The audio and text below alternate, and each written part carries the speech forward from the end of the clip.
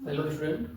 आज हम class ninth mathematics की चैप्टर 1 में नंबर सिस्टम 1.2 कराएंगे।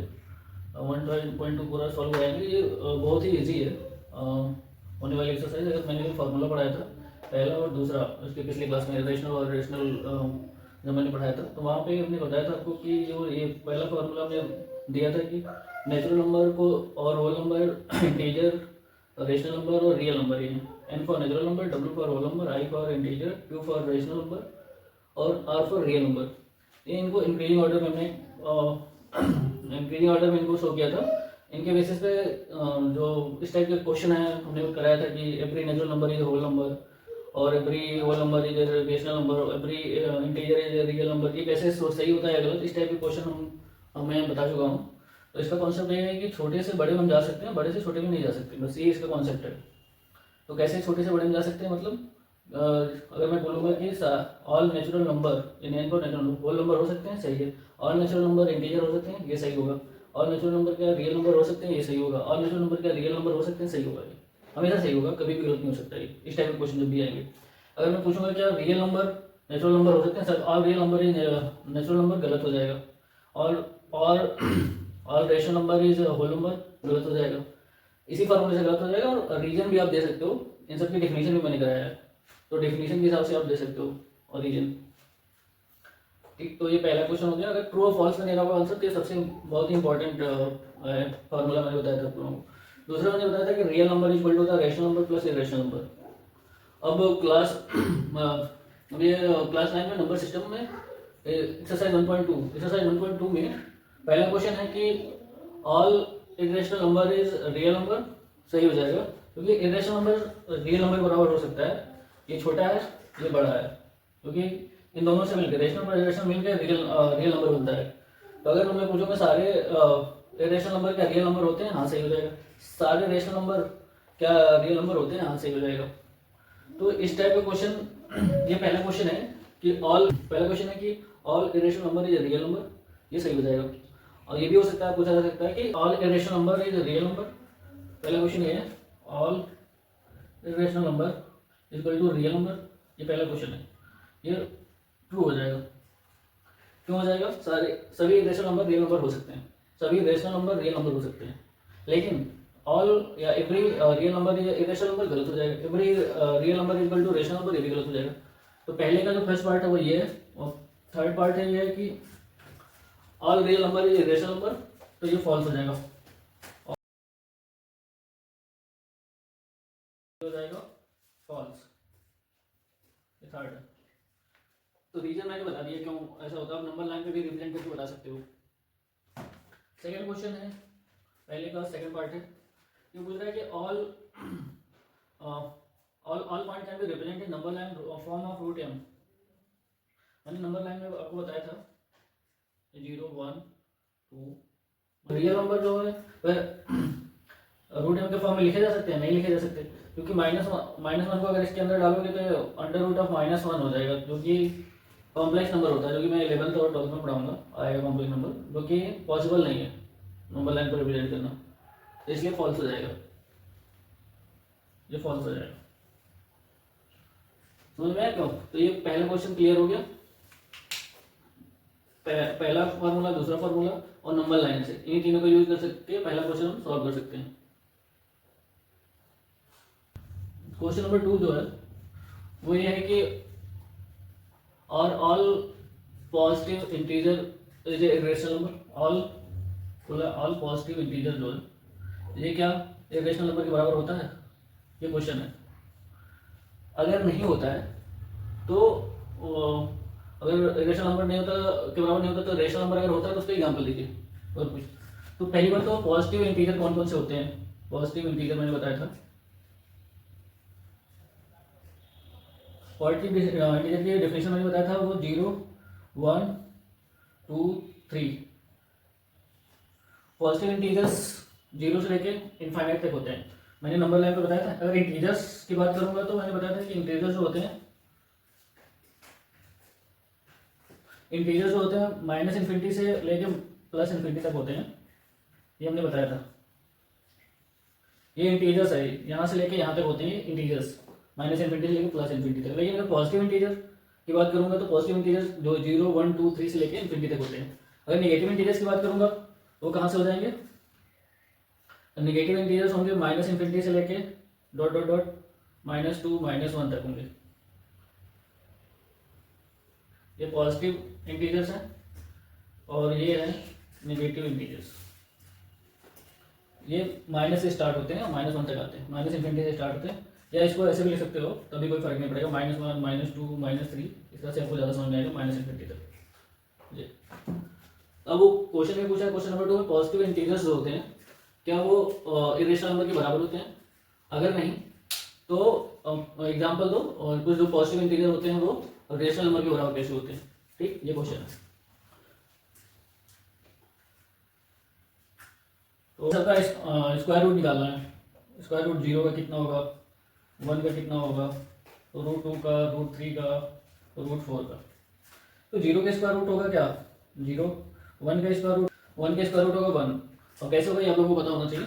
स्क्वायर रूट निकालना मैं मुझे इतना पता है कि अगर आप लोग क्लास 9 के स्टूडेंट हो तो आपको स्क्वायर रूट निकालना आना चाहिए। √2 √3 ये नॉन परफेक्ट स्क्वायर है, तो इनका स्क्वायर रूट मैंने बताया था कितना होता है पिछली क्लास में, 1.414 डॉट डॉट डॉट करके इन्फिनिटी तक जाते हैं। कैसे होगा इसका मैं निकालना सिखा दूंगा, कभी मुझे अगली क्लास जब भी होगी मैं बता दूंगा। और √3 का होगा 1.73 डॉट डॉट इन्फिनिटी तक जाएगा। √4 का होगा 2।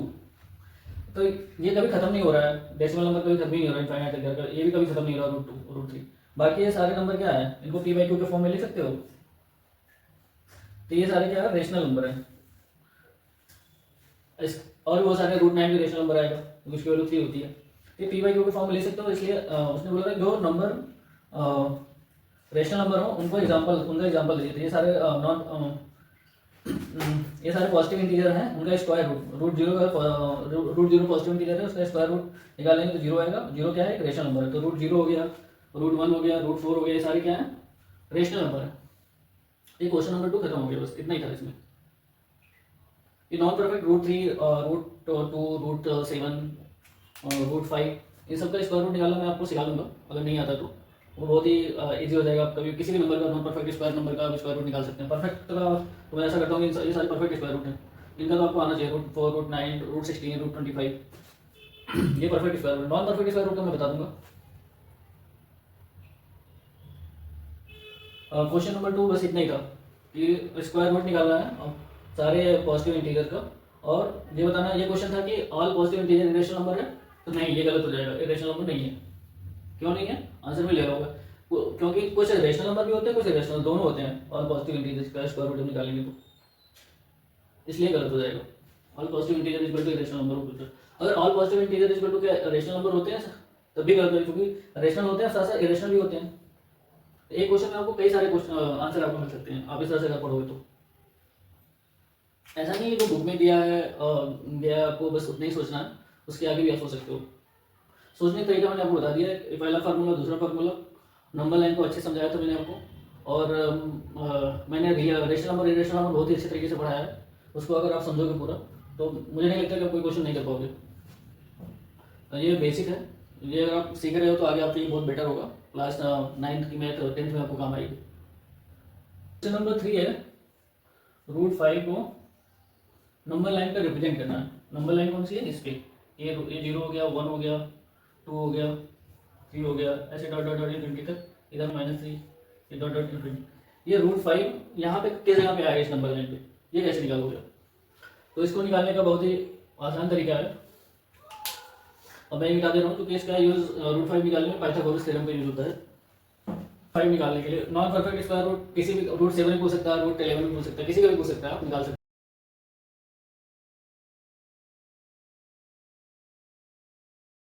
हैं। स्क्वायर रूट निकालने के लिए √5 को नंबर लाइन पर रिप्रेजेंट करने के लिए किसका हम यूज करेंगे, पाइथागोरस थ्योरम का। वो कैसे यूज करेंगे मैं बताता हूँ। पाइथागोरस थ्योरम होती क्या है, एक राइट एंगल ट्राइंगल बनता है इसमें। पाइथागोरस कौन थे, एक मैथमेटिशियन फिलोसफर थे, इन्होंने ये डिस्कवर किया था कि नंबर लाइन पे सिर्फ रेशनल नंबर ही नहीं होते, इरेशनल नंबर भी होते हैं। इरेशनल नंबर वो होते हैं जिनको हम p/q की फॉर्म में नहीं लिख सकते हैं। तो वो इरेशनल नंबर होते हैं। तो कुल मिला के इरेशनल नंबर की खोज इन्होंने किया था, डिस्कवर किया था एक तरह से। ए बी सी, और ये बी क्या, right angle triangle 90। A B की लेंथ मान लिया हमने ए है, बी सी की लेंथ हमने मान लिया बी है, ए सी की लेंथ हमने मान लिया सी है। तो ये फार्मूला होता है सी इक्वल टू होता है, मतलब इसके सामने जो हाइपोटेनियस लेंथ होती है इसको बोलते हैं 98 डिग्री के सामने वाली लेंथ जो है इसको बोलते हैं हाइपोटेनियस लेंथ। जो ये होती है इसके सामने वाली लेंथ, उसकी वैल्यू होती है इसका स्क्वायर प्लस इसका स्क्वायर, हाइट के स्क्वायर प्लस बेस के स्क्वायर, ए स्क्वायर प्लस बी स्क्वायर। बस यही होता है फार्मूला। ये कैसे निकलेगा ये आगे पढ़ाऊंगा, जब हेरॉन्स फार्मूला या जो भी ट्राइंगल जब पढ़ाऊंगा तो उसमें आएगा कि पाइथागोरस थ्योरम क्या होती है, कैसे ये फार्मूला निकलता है, ये सब डिटेल में पढ़ाऊंगा। अभी बस इतना ही समझो कि हाइपोटेनियस की जो लेंथ होती है वो कैसे निकालते हैं। जो हाइट प्लस बेस इन दोनों का स्क्वायर करेंगे, हाइट के स्क्वायर प्लस बेस के स्क्वायर अलग अलग, उनका अंडर रूट इसके बराबर होता है सी वाली जो लेंथ होती है हाइपोटेनियस लेंथ। 5 को 2 पार्ट में ब्रेक करेंगे। रूट 5 को लिख सकते हैं 2 के स्क्वायर प्लस 1 के स्क्वायर। क्यों ऐसा किया, क्योंकि इस वाले के फार्मूले इस टाइप के हमें लाने के लिए हमने ऐसा किया। तो हमें क्या करना है, ये इस टाइप का रूट 5 इक्वल टू होता है 2 square plus 1 square equal to 4 plus 1 equal to हो जाएगा रूट 5। तो ये जो 2 है, 2 क्या है, बी के स्क्वायर, ए क्या है 1 क्या है, हमने मान लिया ए प्लस बी का स्क्वायर, ए की वैल्यू 2 हो गई, बी की वैल्यू 1 होगी मान लिया हमने। तो हमने यहाँ से एक लेंथ की पाइथागोरस थ्योरम का यूज करके हमने क्या किया, हम इसे पॉजिटिव वाले नंबर ले रहे हैं क्योंकि पॉजिटिव नंबर यहाँ पे, ये ओ की लेंथ, इसके बीच में ये लेंथ हो गई 1, ये 2, ये 3, डॉट डॉट डॉट इन्फिनिटी तक खींच लो आप, इसके आगे 4 आएगा 5 आएगा, हमें उससे मतलब नहीं है। हमें क्या है 2 लेंथ तक, मतलब यहाँ से यहाँ तक ये लेंथ क्या है 2 सेंटीमीटर की लेंथ खींचेंगे। इसकी वैल्यू हमने मान लिया ये पी है, क्या मान लिया हमने पी है। अब ये यहाँ पे पी आ रहा है, इसके परपेंडिकुलर एक खींचेंगे यहाँ पे 1 सेंटीमीटर का। 1 सेंटीमीटर का ही क्यों खींच रहे हैं, क्योंकि A square plus B square, B की वैल्यू में मान लिया कितनी है, ऐसे करके देख लो। तो बी की वैल्यू कितनी है, ए की वैल्यू में मान लिया 2, बी की वैल्यू में मान लिया यहाँ पे 1 है, 1 सेंटीमीटर, यहाँ से लेके यहाँ तक ये पूरा क्या है 1 सेंटीमीटर। अब ये क्या 90 परपेंडिकुलर, मतलब जब खींचोगे तब ये क्या होगा 90 डिग्री होगा यहाँ पे। तो एक राइट एंगल ट्राइंगल बन रहा है, इसको ऐसे मिला दोगे, मतलब आप स्केल और स्केल का यूज़ करो, ग्राफ का यूज़ करना तो ज़्यादा बेटर रहेगा। मैं रफली खींच रहा हूँ यहाँ पे, तो ये लेंथ ये होगी वैल्यू P1। तो 0 P और P1 इनको मिला के राइट एंगल ट्राइंगल बन रहा है। इसकी वैल्यू निकल के आई है कितनी, ये 2 के स्क्वायर मतलब 4, ये 1 के स्क्वायर मतलब 1, अंडर रूट यहाँ पे 5 आ जाएगा ये वाली लेंथ। अब क्या करना है, यहाँ पे कंपास रखना, कंपास की जगह इसको आर्क मान लेना इतना रेडियस, यहाँ पे कहीं खींचोगे ये ऐसे यहाँ पे कट करेगा, जहाँ पे कट करेगा ये वाला पॉइंट, जहाँ पे भी कट करेगा ये, यही वैल्यू है रूट 5 की, ये रूट 5 की वैल्यू यही पे आएगी। इसको नंबर लाइन पे रिप्रेजेंट कर सकते हो। कितनी आएगी रूट 5 की वैल्यू, वो मैं जब आगे पढ़ाऊंगा नॉन परफेक्ट स्क्वायर को कैसे निकालते हैं, तो आपको इसकी वैल्यू भी निकालना आप सीख लेंगे कैसे निकालते हैं। तो आखिरी बस इतना ही था, रूट 5 को और नंबर लाइन पे कैसे रिप्रेजेंट करते हैं। किसका यूज करेंगे, पाइथागोरस थ्योरम का यूज करेंगे, इसका यूज करके नंबर लाइन पे रिप्रेजेंट करेंगे। किसका यूज करेंगे, ग्राफ, पेपर और पेंसिल, कंपास, स्केल, इन सब का यूज करके करेंगे। ये तो मैं समझाने के लिए क्या हूँ, जैसे आप लोग मत करना कि जो square root of 2, square root of 3, square root of 4, square root of 5, dot dot dot infinity तक, इनका जब आप स्क्वायर रूट निकालोगे नंबर सिस्टम पे, यहाँ पे ये 0 हो गया, यहाँ पे 1 आएगा, यहाँ पे 2 आएगा,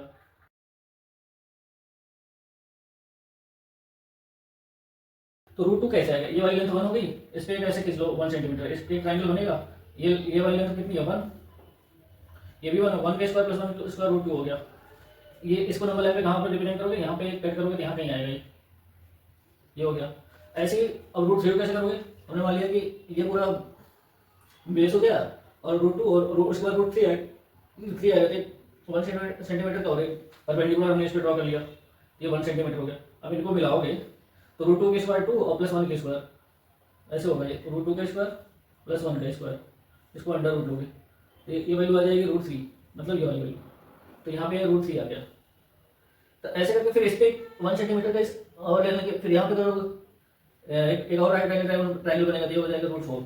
ऐसे करके क्या बनेगा, स्पाइरल बनेगा। खींचोगे सारे नंबर का कम से कम 10 नंबर 10-15 नंबर खींचोगे आप √20 तक, ऐसे कोई स्पाइरल बनेगा आपको। ये मतलब ऐसे स्पाइरल बनेगा। तो ये प्रूव करना है, तो आप स्केल और पेंसिल से आप खींचना तो ज़्यादा बेटर होगा आपको।